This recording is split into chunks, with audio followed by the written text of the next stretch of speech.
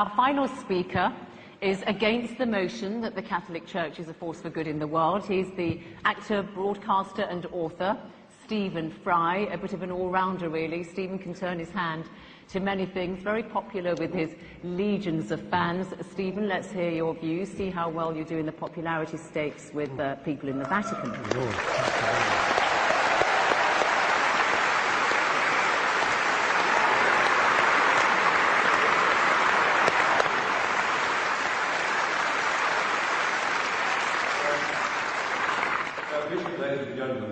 There are occasions, as Gwendolyn remarked, in The Importance of Being Earnest, when it becomes more than a moral duty to speak one's mind, it becomes a pleasure. And this is one such occasion with my trusty hitch by my side. I am very proud to be here, but also very nervous, very worried. I've been nervous all day, and the reason I've been nervous is quite simple, and that is that this motion matters to me. It matters to me greatly. It's not a joke, it's not a game, it's not just a debate. I genuinely believe that the Catholic Church is not, to put it at its mildest, a force for good in the world. And therefore it is important for me to try and marshal my facts as well I can to explain why I think that. But I want first of all to say that I have no quarrel, no argument, and I wish to express no contempt for individual devout and pious members of that Church. They are welcome to their sacraments, they're welcome to their reliquaries and to their Blessed Virgin Mary. They're welcome to their faith, to the importance they place in it, to the comfort and the joy that they receive from it. All of that is absolutely fine by me. It would be impertinent and wrong of me to express any antagonism towards any individual who wishes to find salvation in whatever form they wish to express it. That, to me, is sacrosanct as much as any article of faith is sacrosanct to anyone of any church or any faith in the world.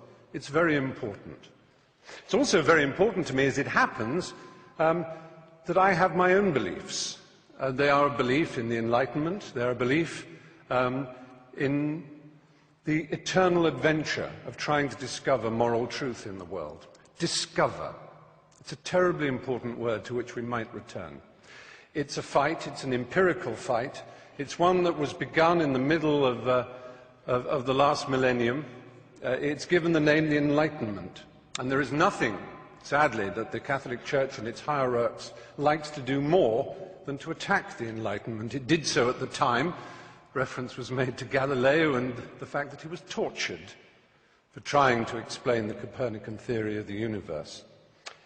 That's history. History, as Miss Widdicombe has reminded us, is irrelevant. It's not important. All that matters now is that billions of pounds go out of this extraordinary institution to relieve the poor around the world and make the world a better place. History is of no importance whatsoever. Well, I beg to differ. History whinnies and quivers and vibrates in all of us, in this hall, in this square mile. Let's think about this square mile. I'll come back to it in a moment. But first, Christopher made mention of limbo. It seems so tedious and so silly, one of those little casuistic games that Thomists and others play. Aquinas and Augustine of Hippo both proposed this extraordinary idea that babies who were unbaptized would not know heaven. They also proposed the idea of purgatory, which doesn't exist in the Bible. There's absolutely no evidence for it. However, what an extraordinary, brilliant coup to imagine such a thing as purgatory. That a soul needs to be prayed for in order to go to heaven, in order to turn left when he enters the aeroplane of heaven and get a first-class seat. That he needs to be prayed for, and for many hundreds, indeed over 1,000 years, you'll be amazed what generous terms those prayers came at. Sometimes as little or as 2/3 of a year's salary could ensure that a dead loved one would go to heaven. And money could ensure that your baby, your dead child, your dead uncle, your dead mother could go to heaven. And if you were rich enough, you could have a chantry built, and monks would permanently sing prayers so that that existence in heaven for the child would go up and up and up until they were at the table of the Lord themselves. Now, all this is in the past and is irrelevant. I cede to Anne Widdecombe how irrelevant it is, except in one thing. This church is founded on the principle of intercession. Only through the apostolic succession, only through the laying on of hands from this Galilean carpenter, whom we can all admire, only from the laying on of hands to his apostles, to St. Peter, to the other bishops, all the way down to everyone consecrated in this room. Anyone ordained here will know they have this extraordinary power to change the molecules of wine into blood, literally, to change the molecules of paste bread into flesh, literally, and to forgive the sins of the peasants and the poor whom they routinely exploit around the planet. Only this church has this extraordinary principle that it is through these male priests, and only male priests, that this is given. It is a doctrinal fact. It is more than a doctrinal fact. It is a dogma. Extra ecclesiam nulla salus. Outside the church, there is no salvation. That is a dogma of the church that has been used to excuse all the missionary zeal, all the rape and torture of the Aztecs and the Incas, all the horrors of South America and Africa and the Philippines and the rest of the world, to which other churches and other cultures have also their guilt to admit. It's not unique to the Catholic Church, and I never said it was, and the motion doesn't say it was, or at least the opposition of the motion does not arrogate to the Catholic Church uniquely this sin. However, the particular nature of the exploitation of the poor, the vulnerable and the young. If I were to talk to a priest now, believe me, that priest would be the most worldly, charming, self-deprecating, snobbish in a Ronald Knox, Alfred Gilby sort of way. He would be lovely. He would smoke. Gosh, how daring.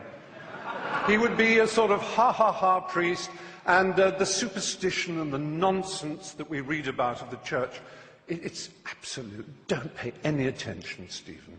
Just join Farm Street or the Brompton Oratory and have a marvellous time as a Catholic, and everything is lovely and splendid. But be poor and ignorant, and my goodness me, every single detail of damnation and original sin and of any possibility of your complaining or asking to think for yourself. I said, let's think of this square mile. Just imagine in this square mile how many people were burned for reading the Bible in English. And one of the principal burners and torturers of those who tried to read the Bible in English here in London was Thomas More. You may know if you've read the novel Wolf Hall, which won the Man Booker Prize just the other day.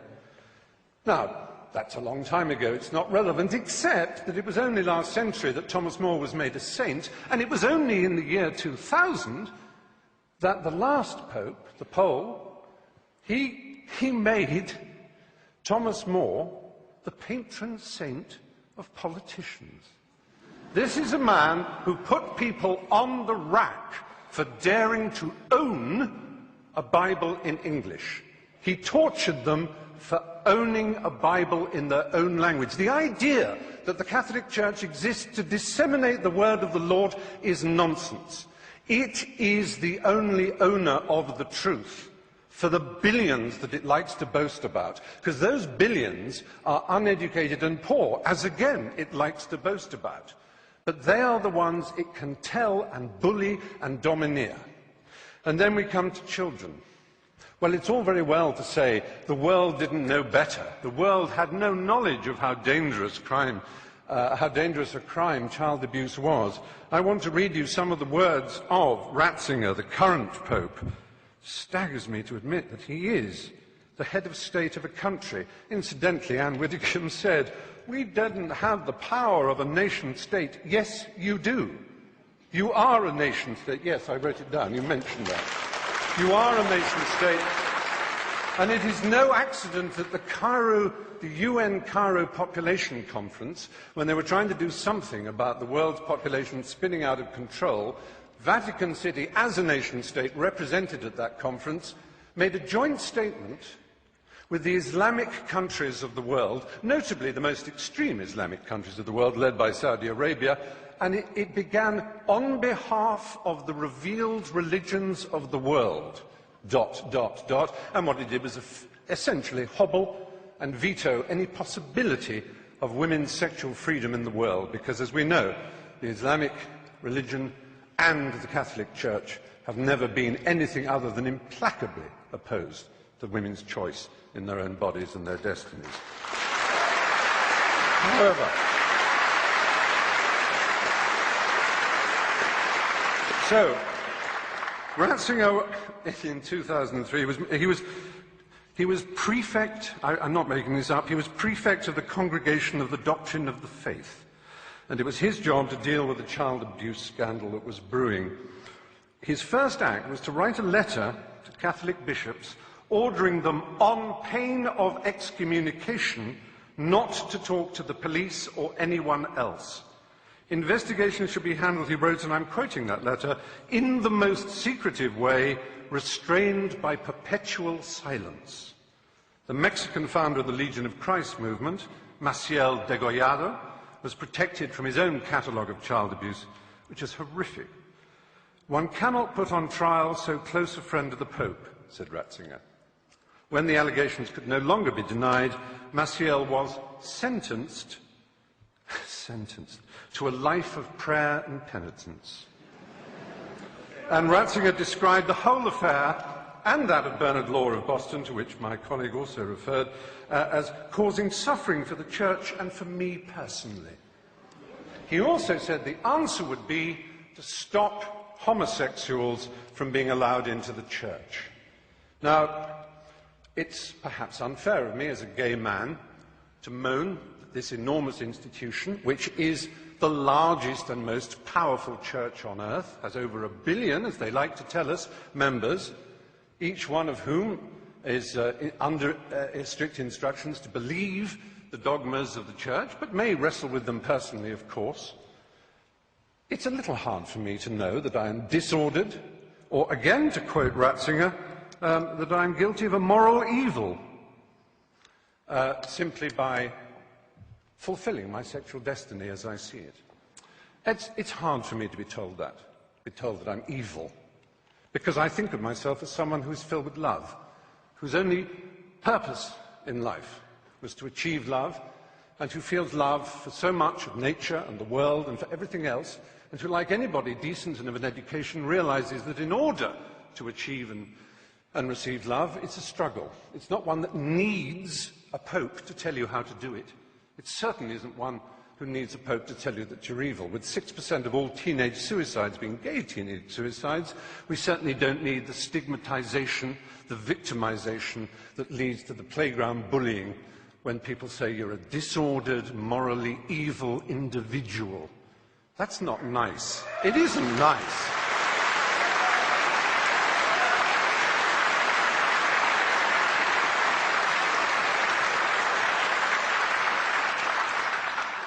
The kind of cruelty in Catholic education, the kind of let's not call it child abuse, it was child rape. The kind of child rape that went on systematically for so long.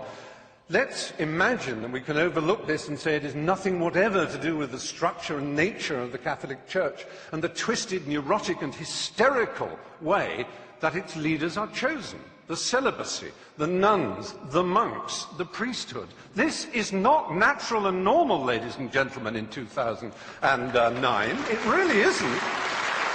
I'm sorry. For me to be called a pervert by these extraordinarily sexually dysfunctional people, I don't think human history has ever had more.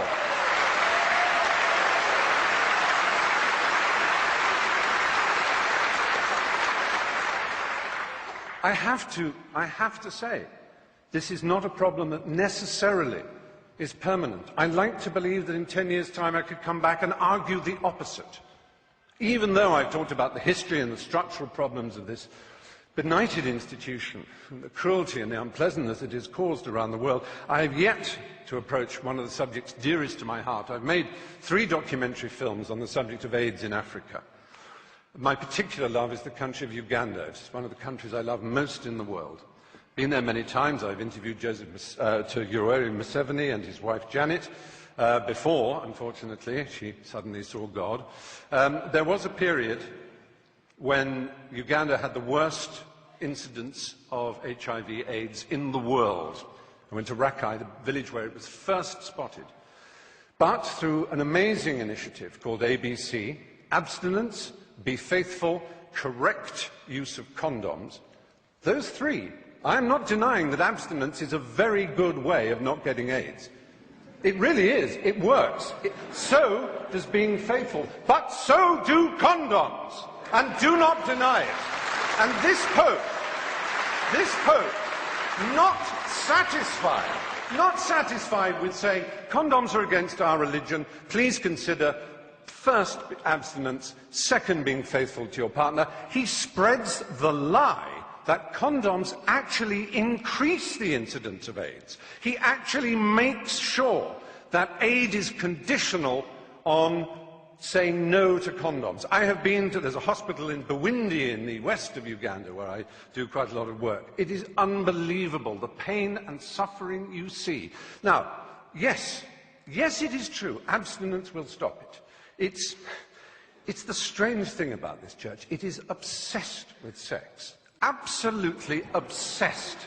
Now, they will say, we with our permissive society and our rude jokes are obsessed. No, we have a healthy attitude. We like it, it's fun, it's jolly, because it's a primary impulse. It can be dangerous and dark and difficult. It's a bit like food in that respect, only even more exciting. The only people who are obsessed with food are anorexics and the morbidly obese. And that, in erotic terms, is the Catholic Church in a nutshell.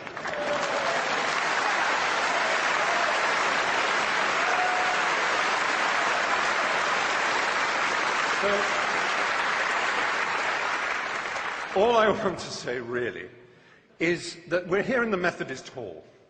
I'm not trying to argue against religion on this occasion. I'm not saying there's any... I understand the desire of anybody to seek spiritual rewards in a complex and difficult-to-understand world. We don't know why we're here, where we're going. We want answers. We love the idea of answers. How marvellous it would be. But there are other choices. There are Quakers. Who could possibly quarrel with a Quaker? With their pacifism, with their openness, with their ease, with their simplicity, with their refusal to tell anybody what's a dogma and what isn't, even with Methodists also. I'm not saying Protestantism is the answer against Catholicism. I am merely saying there are all kinds of ways we can search for the truth. You do not need this imperial panoply of marble and gold. Do you know who would be the last person ever to be accepted as a prince of the church? The Galilean carpenter, that Jew. They would kick him out before he tried to cross the threshold. He would be so ill at ease in the church. That simple and remarkable man, if he said the things that he was said to have said, what would he think? What would he think of St. Peter's? What would he think of the wealth and the power and the self-justification and the wheedling apologies?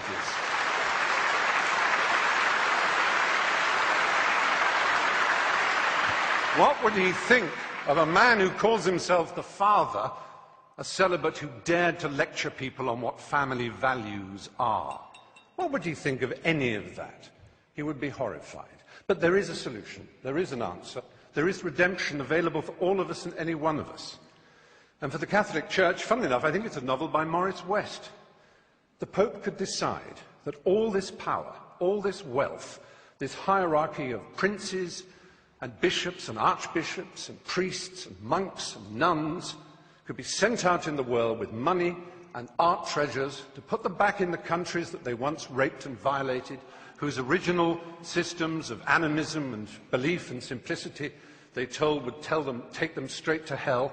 They could give that money away, and they could concentrate on the apparent essence of their belief. And then I would stand here and say the Catholic Church may well be a force for good in the world. But until that day, it is not. Thank you.